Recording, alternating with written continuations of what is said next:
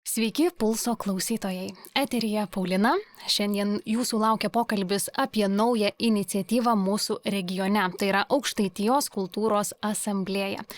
Ji atsiranda tokiu metu, kai Panevėžio rajono kultūros srityje vyksta svarbios permainos. Spalio 30 dieną rajono savivaldybės taryba pritarė 12 rajono kultūros centrų reorganizacijai, jų sujungimui į vieną biudžetinę įstaigą – Panevėžio rajono kultūros centrą. Apie tai šiandien kalbame su dramaturgu, režisieriumi ir Aukštaitijos kultūros asamblėjos iniciatoriumi Aleksandru Špilevojumi bei Miežiškių kultūros centro meno vadove Jurga Švagždienė. Sveiki. Sveiki. Sveiki. Tai kultūros asamblėja šakojasi į regioninės asamblėjas, kurios kreipia dėmesį į vietinės problemas. Iš kur toks poreikis atsirado? Aš gal labiau įvardyčiau tai ne kaip Lietuvos kultūros asamblėjos šakojimasi, o kaip tiesiog atsiradimą absoliučiai naujų kultūros asamblėjų, vietinių kultūros asamblėjų. Ar jos yra susijusios su Lietuvos kultūros asamblėja? Taip, žinoma, yra susijusios, bet tai nėra mums gal labiau įprastos struktūros modelis, kuomet yra piramidės viršūnėje kažkoks vadas ir tada yra jo žemesni padaliniai. Iš esmės tai yra labai tolygiai Lietuvoje gimstantis atskiri daliniai, kurios tiesiog jungia matyt tos pačios idėjos ir arba tie patys norai, kad visų pirmiausiai mes visi kartu augtume, vystytumėmės pilietiškai, vertybiškai, kad mes mokytumėmės vieni iš kitų, kad mes kurtume gražesnį mūsų kraštą. Ir dėl to labai svarbu, kad tos iniciatyvos gimsta skirtingose regionuose ir puoselėja tiek nacionalinės vertybės, tiek ir vysto tam tikras regioninės iniciatyvas. Tai matyt gimsta viskas iš to, kad įvairiose vietose yra kultūros ir ne tik kultūros veikėjų, kurie mato poreikį, kad gražesnis, švaresnis, demokratiškesnis gyvenimas vyktų ir čia pas mus vietoje. Tai Aukštaitijos kultūros asamblėja dar pakeliui. Taip, ji jau netrukus nutiks. Pirmoji Aukštaitijos kultūros asamblėja, šiuo metu vyksta paskutiniai derinimo dalykai. Tai dabar klausimas Jurgai, jūs tikriausiai jau dabar sulaukėte daug palaikymo iš kultūros asamblėjos narių. Tai kuo ta regionų kultūros politika yra specifiška ir kaip padeda asamblėja? Asamblėjos jaučiam tiesiog tokį partnerišką, bičiulišką dėmesį, norą gilintis į mūsų gyvenimą, į mūsų problemas ir nuolatinį klausimą, kuo galėtų mums padėti ir bandymą pirmiausia turbūt viešinti mūsų reikalus, nes turbūt labiausia to ir trūksta. Labai bijom, kad nebūtų taip, kad dabar vykstant reorganizacijai, pertvarkoms Panevėžio rajono kultūros srityje būtų išgirsti, išklausomi tik valdžios pasisakymai, jų argumentai arba argumentų nebuvimas, o mes liktume kažkur šalia, neturėdami progos atsakyti. Tai iš asamblėjos visų pirma turbūt ir sulaukiam to galimybių pasisakyti, progų būti išgirstiems, nes iš tiesų nenorim būti tie maži ir nieko nelementis, nieko negalintis, nes tokie nesam. Tai dabar pas mus rajone tas reikalas didysis yra būtent reorganizacija. Tai kokie yra Aukštaitijos kultūros asamblėjos tikslai susiję būtent su šia reorganizacija? Aš gal norėčiau pasakyti, kad tai yra vienas iš tikslų, galbūt jau yra išplitusi gana plačiai ta žinia, kad šį mėnesį mes kaip kultūros asamblėja skelbėme švietimo mėnesių ir vyksta daug mums labai svarbių renginių, netgi jeigu jie nėra labai masiniai, nėra garsiai išreklamuoti, tai kiekvienas kultūro atstovo apsilankymas savo paties mokykloje, susitikimas su mokiniais, prisiminimas kovo 11-osios, kalbėjimas apie pilietiškumą, apie demokratiją, apie mūsų pilietinės teises ir pareigas, visa tai mums taip pat yra svarbu ne mažiau nei nacionaliniai klausimai ar nei tas klausimas, apie kurį jūs dabar kalbate. Bet žinoma, tie skauduliai, kurie šiuo metu yra galbūt tokie ryškiausi, mes negalime jokių būdų jų ignoruoti ir dėl to mes norime visų pirmiausiai, ką padaryti, tai išgirsti vietos kultūros bendruomenę, suprasti jų situaciją, nes nepaslaptis, kad ne viską mes žinome, ne visus niuansus buvome įsigilinę.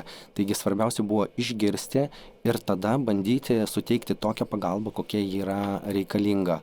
Šiuo atveju mes girdime apie rajono savivaldybės nesikalbėjimą, nekomunikavimą su kultūros bendruomenė, tai mes ir norime, kad atsirastų ta komunikacija.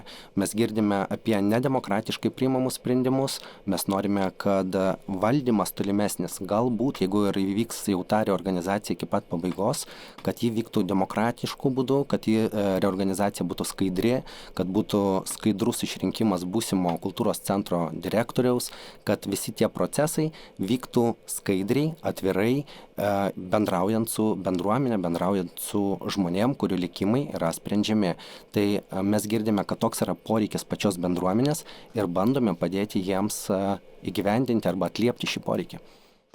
Tai jūs jaučiate tą dialogo trūkumą būtent su rajono savivaldybės atstovais, bet pavyko prisibelsti iki kultūros ministrės Vaidos Aleknavičienės ir prieš keletą dienų įvyko susitikimas, tai yra kultūros atstovai dirbantys rajone, meras ir, žodžiu, tas pokalbis įvyko. Tai kokie buvo tie kertiniai momentai, ką išgirdote iš ministrės? Kažkas galbūt džiugina, kažkas liūdina? Pokalbiai buvo du atskiri. Vienas buvo ministrės pokalbis su kultūros atstovais, kitas pokalbis su savivaldybės vadovais, darbuotojais. Tai kultūros darbuotojai susitikę su ministre sulaukė tiesiog galimybės būti išklausyti. Mes papasakojom situaciją, ministrė jau buvo susipažinusi su šita situacija, su reorganizacijos ligšiol įvykusiom visais veiksmais ir pasakojom, kad esam nesuprasti, kad nežinom nei tikslų, nesam įtraukiami į procesus, turim daug noro būti išklausyti, bet neturim tokios galimybės. Tai iš ministrės tiesiog išgirdom, kad diskusija privalo būti, privaloma kalbėtis, tačiau ministerija neturi galių savivaldybei nurodyti, kaip veikti. Kultūros centrai rajone yra savivaldybės įstaigos ir savivaldybė tarsi ir gali tvarkyti su jais taip, kaip mano esant reikalinga. Tačiau ministerija pažadėjo, ministerijos darbuotojos ministrė pažadėjo, kad parengs visoms šalies savivaldybėms rekomendacijas, kaip reikėtų elgtis reorganizacijų procesuose ir panašiuose procesuose. Tai pasikalbėkime apie tą rekomendacijų rengimą, nes minėjot, kad kultūros atstovai tame rengime dalyvaus. Mes nežinom, kiek konkrečiai mes būsim įtraukti, tačiau ministerija paprašė parengti pasiūlymus toms rekomendacijoms ir mes su kolegomis pasikalbėję pateikėm keletą pasiūlymų, ką ministerija galėtų įtraukti į tas rekomendacijas. Tai turbūt visų svarbiausia ir yra tas mūsų noras būti įtrauktiems į procesus. Kaip Aleksandras minėjo, kad visas procesas vyktų viešai, komunikuojant su žmonėmis, kurie yra tie vadinami suinteresuotieji asmenys, kurie dirba kultūros srityje, kurie yra kultūros bendruomenės nariai ir galbūt, kad būtų įtraukiami, kad būtų įtraukiami ir ekspertai iš šalies, praktikai, kad nebūtų visi sprendimai priimami už uždarų durų, nebūtų priimami tik savivaldybės specialistų, kad būtume įtraukti į tuos procesus ir mes, kad būtų parengta konkreti vizija, konkretus iš anksto, ne tada, kai jau atsiras naujas direktorius, o kad iš anksto būtume įtraukti ir, sakykime, naujos įstaigos struktūros formavimo darbus ir kad galėtume dalyvauti ir naujo direktoriaus atrankos komisijos darbe, irgi mes, kultūros darbuotojai, kad turėtume savo atstovus. Na ir labai norėtume, kad būtų rekomenduojama savivaldybei įtraukti į naujos įstaigos viziją, į nuostatus, labai konkrečius įsipareigojimus, kad tai, kas dabar yra sakoma žodžiu, kad nebus atleistas nei vienas darbuotojas, kad kultūros nemažės, o gal kaip tik netgi jos daugės, kad visa tai būtų įteisinta dokumentais, įsipareigojimais, kad tai nebūtų tik žodžiai, o būtų labai konkretūs sprendimai jau dabar, dar nepradėjus naujai įstaigai veikti, kad jie būtų priimti ir tiesiog įsipareigojimai. Aš dabar klausau Jurgos ir tiesą sakant, man yra gan keista, kad apie tai netgi reikia kalbėti kaip apie kažkokį prašymą, nes man atrodo, tai yra tokie savaime suprantami dalykai, kad bendruomenė turi būti įtraukta, kad priimant sprendimus privalo būti profesionalai, kurie išmano tą sritį, kad privalo būti paskaičiavimai, analizė, paskaičiavimai to, kokia situacija yra dabar ir kokia jinai ketina būti. Jeigu mes kalbame apie tai, kad kažkas tobulės, tai kokie yra rodikliai, kad mes galėtume pamatuoti, kaip yra dabar, kaip bus ateityje, kaip mes sieksime, koks bus planas, kad mes pasiektume tų rodiklių. Tiesiog norime paprasto, natūralaus, elementaraus paskaičiavimo, norime labai aiškių, ne šiaip abstrakčių kalbų, bet aiškių žingsnių matyti, kaip bus įgyvendinamas tas planas. Ir būtent užfiksuota, kokie bus kultūros galbūt padaliniai, kaip jos bevadintų, kaip jie veiks, kiek jų bus, koks finansavimas jiems bus skirtas, ko tikimasi.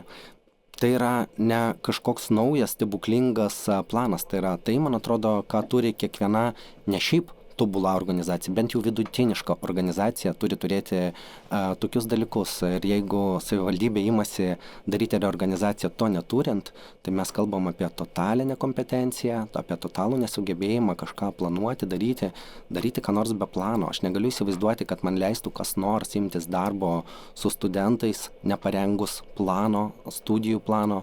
Aš neįsivaizduoju, kaip man leistų bent koks nors teatras statyti spektaklį, nepateikus jokios vizijos, plano, nežinant, už kiek aš sukursiu, su kuo aš sukursiu, kaip tai bus daroma. Mes taip galime mėtytis populistinėmis gražiomis frazėmis, kad viskas tobulės ir gerės, bet reikia aiškaus plano. Mes prašome labai labai nedaug. Tai jūs tikite, kad šios rekomendacijos turės svarios reikšmės šitame reorganizacijos procese? Aš labai abejoju, todėl kad iš ministrės mes išgirdom, kad ministerija gali tik rekomenduoti. Kaip žinom, rekomendavimas tai nėra kažkokios būtinybės nurodymas, tai nėra įsakymas ir panašiai. O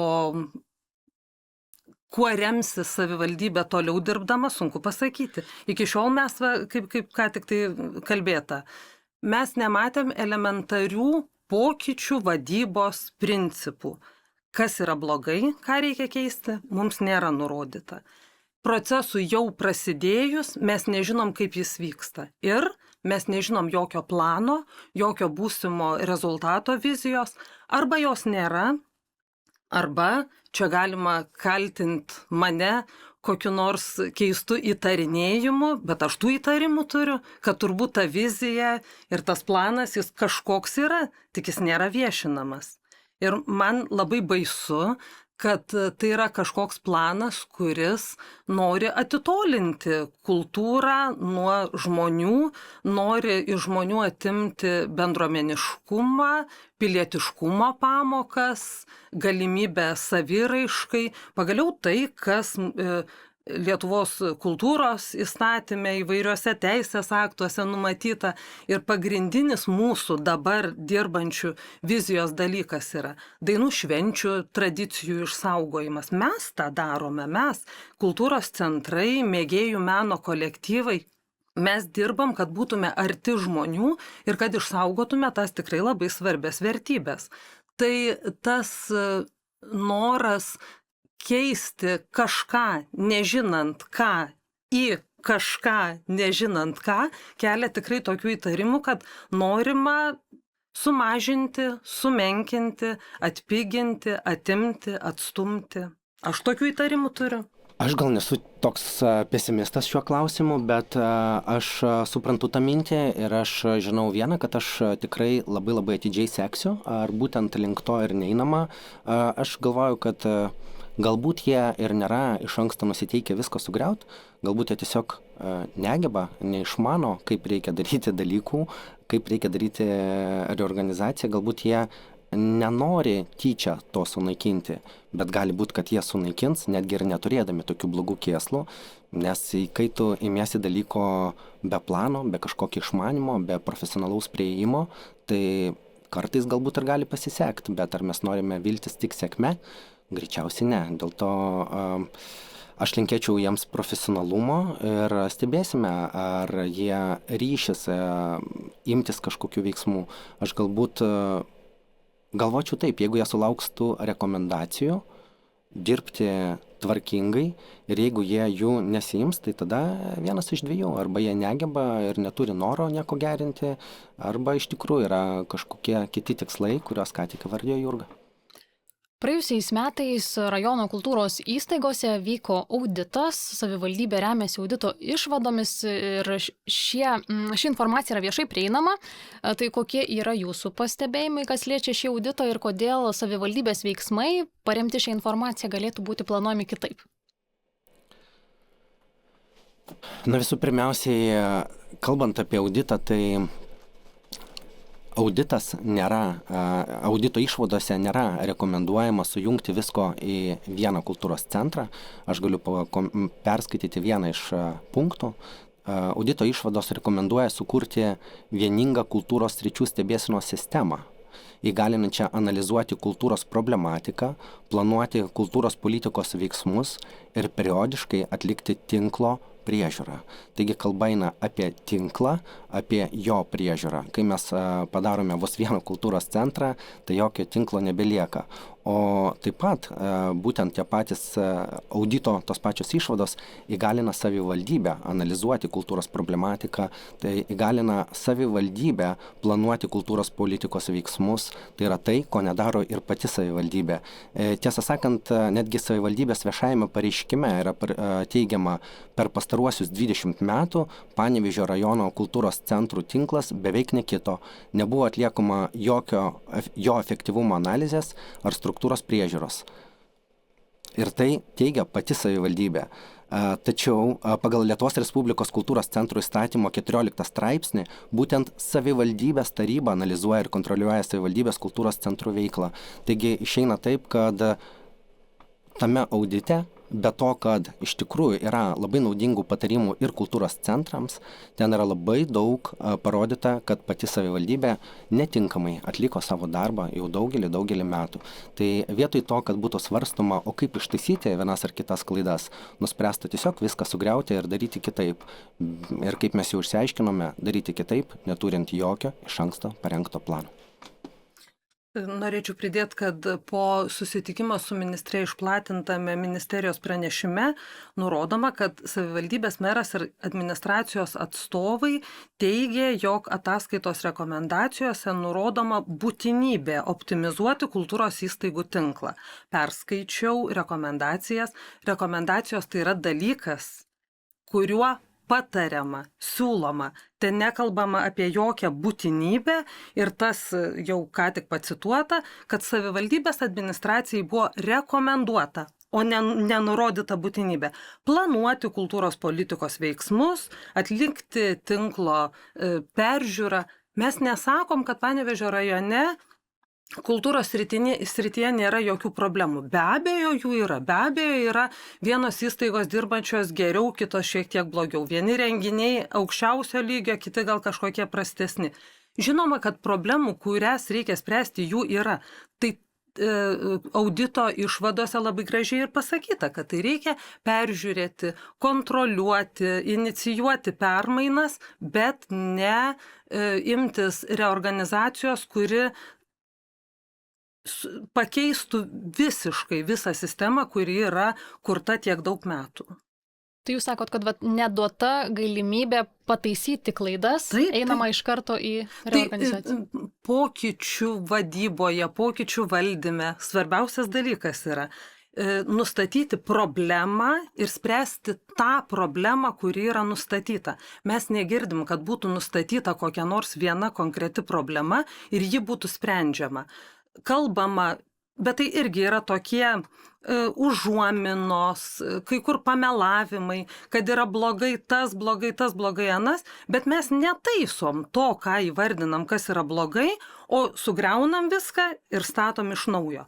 Pabandykim keisti etatų struktūrą, įdarbinti kitus darbuotojus, teikti daugiau rekomendacijų kultūros centrams ir taip toliau. Galimybių gerinti veiklą visuomet jų yra ir galima jomis naudotis. Tai mūsų pokalbis po truputį eina į pabaigą. Kaip manot, kokias pasekmes gali turėti šiuo metu savivaldybės vykdoma politika? Kadangi ta politika yra tokia neprognozuojama, tai sunku ir prognozuoti, kokios bus pasekmes, nes mes jau girdėjome ir štai šitoj jūsų studijai savivaldybės merą kalbant apie vienokias datas, vėliau jis kalba apie kitokias, vienur jis kalba apie tai, kad reikia padaryti profiliavimą, kad vienuose kultūros centruose būtų, sakykime, teatro studijos, kitose orkestras, kitose šokis. Bet kai kuriuose kalbose jis jau neigia šitos žodžius, sako, kad tai tik tais pasvarstymai. Tai kol yra tik pasvarstymai, tai mums sunku kažką prognozuoti. Mes būriam iš tirščių, nes plano nėra. O jeigu planas neatsiras, arba jis atsiras kažkada jau post factum, kartais juk būna taip, kai kurie ir sutartis pasirašo atbulinę tvarką, tik žinom, kad tai yra nusikalstama veikla. Tai jeigu ir čia bus planas kūriamas jau po fakto, tai darbas be plano priveda prie neprofesionalių rezultatų. Tai gali reikšti, pavyzdžiui, jeigu nutiks tas profiliavimas, tai nutiks tai, kad vaikai, kurie gyvena viename miestelėje, jie galės užsiminėti, pavyzdžiui, šokiais ir tik šokiais, nepaisant to, kad galbūt jie nori teatro, bet jie negali važiuoti už 20-30 km kitur. Tai ką tai reikš? Tai reikš, kad mažės kultūros prieinamumas žmonėms, kuriems tas kultūros prieinamumas yra ypač reikalingas. Padarius kokią nors klaidą, labai sveika yra padaryti tokius 3 žingsnius. Pirmas, pasakyti, kad aš suklydau, dėl to mane suklaidino kas nors, aš negerai supratau situaciją ir taip toliau. Bet aš padariau klaidą. Antras žingsnis yra atsiprašyti. Trečias žingsnis yra papasakoti, kaip ta klaida bus ištaisyta. Išdėstyti planus, išdėstyti viziją, tarti su žmonėmis, kuriuos ta klaida palietė. Ir sakyčiau, galima ir 4 žingsnį pridėti, dar kartą atsiprašyti. Iš ties nieko mesgi nenorime nei kariauti su savivaldybė, nei diktuoti kažkokias sąlygas. Norime dialogo. Galbūt sudėtinga eiti į dialogą, kai kultūros centro direktoriai vadinami interviu karaliukais, yra žeminami kitokiais būdais, tačiau netgi nepaisant to, mes vis tiek prašome diskusijos ir dialogo. Priminsiu, kad netgi vos kelias dienas kultūros ministrų pabuvęs asmuo, kuriam itin nesisekė bendrauti su kultūros bendruomenė, jis bandė bent jau sudaryti iliuziją kad jis šnekasi su kultūros bendruomenė. Jis visuose interviu kalbėjo apie tai, kad jis ves dialogą, nes net jam kažkas paaiškino, kad dialogas yra pirmas taškas, nuo kurio jis turėtų pradėti. Kažkodėl Panevėžio rajono savivaldybėje yra teigiama, kad diskusija kartais niekur neveda.